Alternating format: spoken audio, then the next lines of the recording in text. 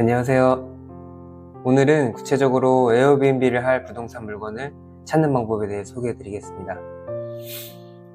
합법 에어비앤비가 가능한 주택은 방이 2개 이상만 되면 가능합니다. 그래서 공동주택인 빌라, 다가구, 아파트도 가능할 수 있습니다. 하지만 이런 공동주택의 경우에는 한 동에 있는 모든 이웃 주민들에게 동의서를 받아야 합니다. 극단적인 예를 들어 15층에 살고 있는 A씨가 101동 아파트에서 외국인 도시 민박업을 창업하고 싶다면 101동 모든 주민에게 동의서를 구해야 합니다. 이건 현실적으로 불가능한 조건입니다. 가끔 빌라나 다가구 주택에서 모든 이웃 주민들에게 동의서를 구해 창업한 경우도 있습니다. 그러나 만일 이웃 주민 중 누군가가 이사를 나가고 새로운 분이 다시 이사를 온다면 새로 이사 온 분은 내 옆집에서 민박업을 한다는 것을 금방 알고 분명 민원을 넣을 것입니다. 그러면 다시 그 옆집 분에게 동의를 구해야 하는데 과연 동의를 해주실까요? 결론적으로 공동주택에서 외국인 도시 민박업을 창업하고 운영하는 것은 굉장히 까다롭습니다. 불법으로 운영하는 것과 비슷하게 매일 마음을 졸이며 운영을 해야 하죠. 그래서 제가 단독주택에서 에어비앤비 합법 창업을 강조드리고 있습니다. 인구가 밀집된 수도권의 특성상 아무리 단독주택이더라도 집들이 다닥다닥 붙어 있습니다. 그러나 벽과 벽이 붙어 있고 바닥과 천장이 붙어 있는 공동주택과는 비교가 되지 않게 숙소에서 큰 소음을 내더라도 주변 집에 피해를 주는 경우가 거의 없습니다. 다만 손님들이 마당을 이용하게 한다면 이 부분에서만 조심을 기울이면 됩니다. 네이버 부동산을 이용해서 찾아볼 예정인데요. 네이버 부동산 앱은 PC 버전보다 모바일 버전이 훨씬 간편하고 좋기에 화면이 작게 나오더라도 모바일을 사용하는 점 양해해주세요. 그럼 단독주택 매물을 손품을 팔아서 알아보는 방법을 알려드리겠습니다. 전에도 말씀드렸지만 소장업 창업을 원하신다면 월세 매물을 찾아보시는 게 좋습니다. 이번에는 월세 매물을 찾는 방법을 알려드리겠습니다. 네이버 부동산 앱을 켜신 뒤 지도 찾기를 눌러주세요. 처음에는 거래 유형에 월세를 클릭해 주시고 매물 유형에는 단독, 다가구, 한옥주택을 클릭합니다. 보증금은 5천만원 미만으로 보겠습니다. 최대 5천만원까지 하는 이유는 가끔 보증금을 높이고 월세를 낮춰 올린 매물들은 협상이 가능할 수도 있기 때문입니다. 월세 역시 100만원 이하로 설정합니다. 이 역시 보증금과 조율이 가능할 수 있으니 최대 100만원으로 설정했습니다. 오른쪽 상단의 조건 변경을 누르시면 상세하게 조건을 설정할 수 있습니다. 조건 변경을 잘 설정하면서 진행해야지 매물을 찾는데 힘을 아낄 수 있습니다. 맨 및 기타 태그에 마당을 눌러주겠습니다. 마당이 있는 주택이 제가 생각하는 가장 이상적인 에어비앤비 주택이기 때문에 이렇게 설정했습니다. 여기서 허점이 매물을 올리는 부동산 소장님들이 마당 키워드를 넣지 않은 매물은 이번에 찾을 수가 없습니다. 그렇기에 추후에는 기타 태그에서 마당을 비활성해서 수많은 매물들 중에 옥석을 가려야 합니다. 이렇게 설정하고 지도로 돌아오면 제가 설정한 것에 부합하는 물건들이 보입니다. 보통은 이렇게 1-1층이라고 되어 있는 것이 진짜 단독주택인 경우가 많습니다. 그런데 밑에 보시면 매물 소개란에 에어비앤비 불가라고 쓰여 있네요. 패스하겠습니다. 이 매물을 클릭한 이유는 2-2층이라고 쓰여 있지만 아주 가끔 2층 주택이 통째로 나오는 경우도 있기에 확인차 열람했습니다. 또한 드물게 1층은 근생으로 변경하고 2층은 주택으로 쓰는 경우가 있는데요. 이럴 경우 1층 분에게 동의를 구하기 쉽고 소음 이슈에 조금 자유로운 편이어서 확인차 열람했습니다. 가끔 이렇게 물건의 위치를 표시해 주시는데요. 그럼 지도에 위치가 나타납니다. 지도가 켜지면 우선 주변 지하철이 가까운지부터 살펴야 합니다.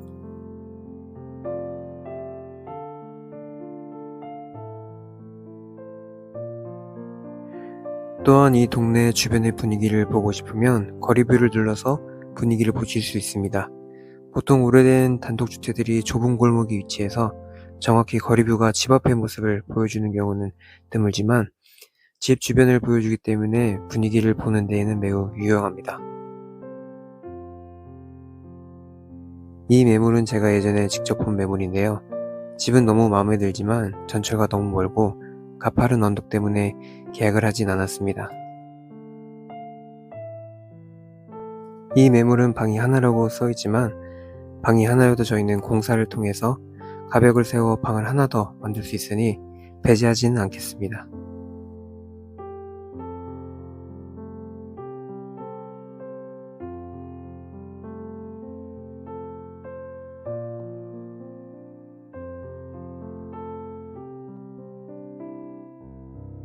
한성대 입구 쪽이네요. 이쪽에서 매물을 많이 봤는데 언덕이 심하고 주차난은 더욱 심합니다. 정말 괜찮은 물건이 아니면 조금 꺼려지네요.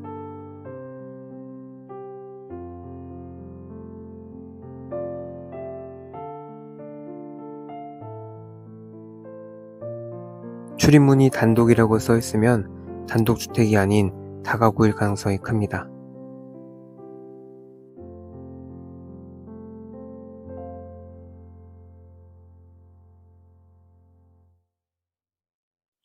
이 집은 너무 예쁘네요.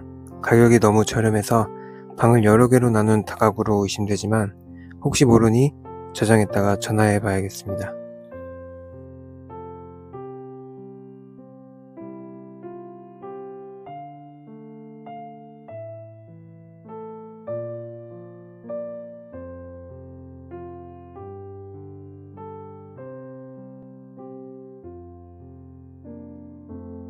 이 집은 너무 깔끔합니다.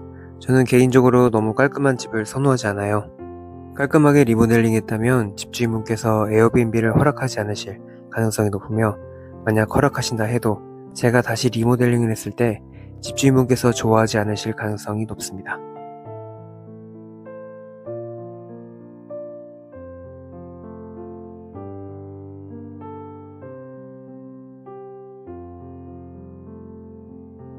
보통 여자만 환영이라고 써있다면 에어비앤비로 절대 내주지 않으시고 다가구일 확률이 높습니다. 이제 마당 태그를 제거하겠습니다. 마당 태그를 제거하면 너무 많은 물건이 나오기 때문에 층수를 1층으로 설정하고 방도 2개로 설정하겠습니다. 아까와는 다르게 정말 많은 매물이 나오는데요. 좋은 매물을 찾기 위해 꼼꼼히 확인해 보셔야 합니다.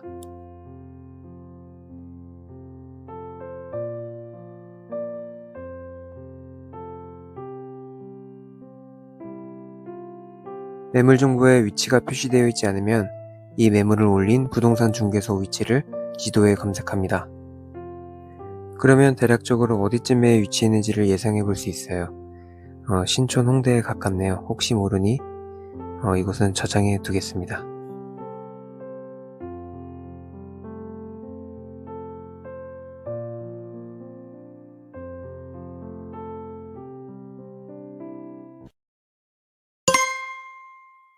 네, 저희 부동산입니다.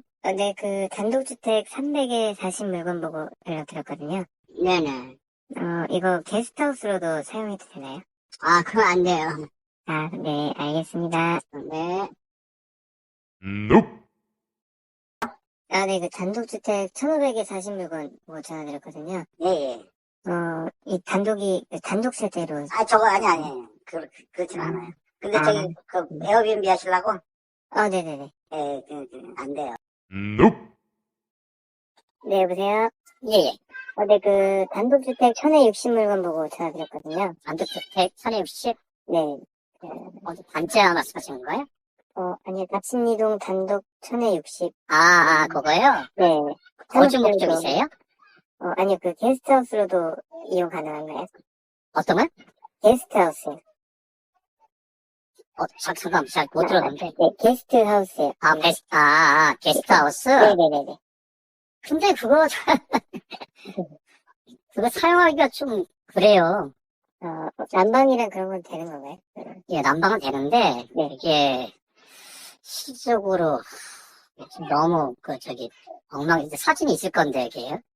네, 대충 보긴 했는데 어차피 저희가 고쳐서 쓰긴 할 거거든요. 신더라도 그게 만만치 않을 텐데, 그게.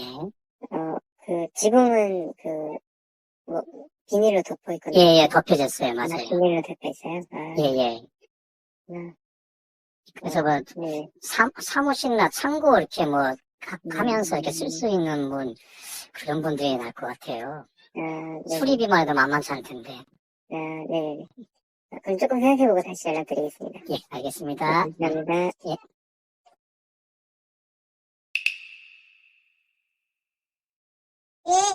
네, 단독주택 325 매물 보고 연락드렸거든요. 예. 이 단독 세대인 건가요? 아니에요. 네. 단독주택이고, 네. 원룸이 3개가 있고, 아, 10제곱미터니까 한 3평 정도 되고 되게 작아요. 네네네, 알겠습니다. 예. 네, 감사합니다. 네. Nope.